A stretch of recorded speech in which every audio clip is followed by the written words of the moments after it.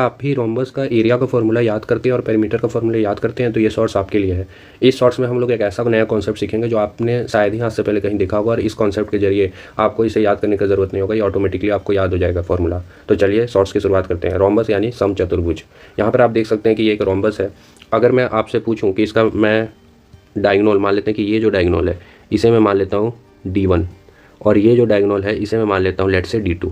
मैं अपने से कोई भी कुछ भी मान सकता हूँ, तो ये डायगोनल को मैंने अपने अनुसार से D2 मान लिया और इस डायगोनल को मैंने अपने अनुसार से D1 मान लिया। इसमें आपको कोई दिक्कत है नहीं।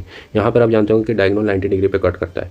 मैं अगर आपसे सिंपल सा एक लॉजिकल सवाल पूछूँ कि इसका एरिया बताइए, एक छोटा सा जो राइट एंगल ट्रायंगल है इसका आप खाली एरिया बताइए, तो अगर आप ध्यान से देख सकते हैं तो आप एक चीज़ पाइएगा कि यहाँ पर area of right angle triangle क्या होता है, half into base into height. ये तो नॉर्मल फॉर्मूला आप सबको पता होगा, लेकिन इसको भी मैं डिराइव करूँगा, आप चिंता मत कीजिए।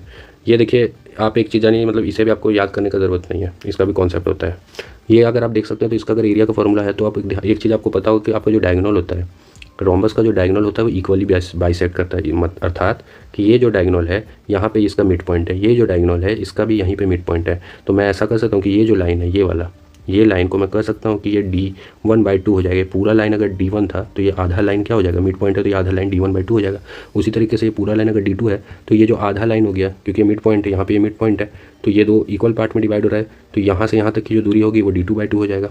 तो मैं कह सकता हूँ कि ये D1/2 हो गया और ये D2/2 हो गया। कौन सा लाइन, ये हो गया D2/2, ये हो गया D1/2।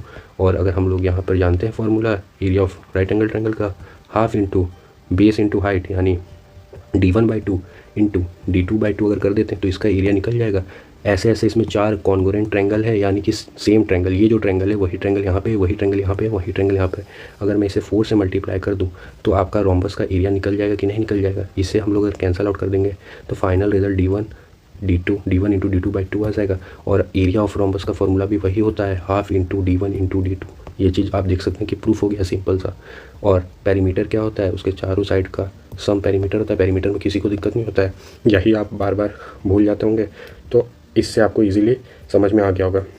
मैं आपको एक चीज़ बताना चाहता हूँ कि ऐसे ही हम लोगों ने सारे के सारे कॉन्सेप्ट मेंसुरेशन 2D के, मेंसुरेशन 3D के, एरिया ऑफ रेक्टेंगल में लेंथ इंटू ब्रेथ ही क्यों होता है। यहाँ पे हम लोगों ने half into base into height लिखा, तो बेस इंटू हाइट ही क्यों होता है, half into base into height he area of right angle triangle क्यों होता है। ये जितने भी चीज़ें मेंसुरेशन 2D मेंसुरेशन 3D के जितने भी ऑलमोस्ट फिगर होता है, वो सब फिगर के जितने फॉर्मूला होता है वो सब के सब फॉर्मूला हम लोगों ने एक प्रीवियस वीडियो में डिस्कस किया है, जिसका लिंक मैंने आपको डिस्क्रिप्शन में दिया है। वो 1 घंटा का वीडियो है, उसे आपको जरूर जाकर चेक करना चाहिए। उसमें हम लोग ने इसी तरीके से सारे कॉन्सेप्ट को लॉजिकली समझाया, सारे फिगर को लॉजिकली समझाया, कॉन्सेप्टली समझाया। उसे आपको याद करने की जरूरत नहीं, आपको सारे के सारे फिगर ऑटोमेटिकली आपको याद हो जाएगा। ऑलमोस्ट सारे के सारे कॉन्सेप्ट आपको मेंसुरेशन 2D मेंसुरेशन 3D के फॉर्मूला का याद हो जाएगा। तो वीडियो का लिंक डिस्क्रिप्शन में, मस्ट वॉच वीडियो को जरूर जाकर चेक करना चाहिए। Relatable video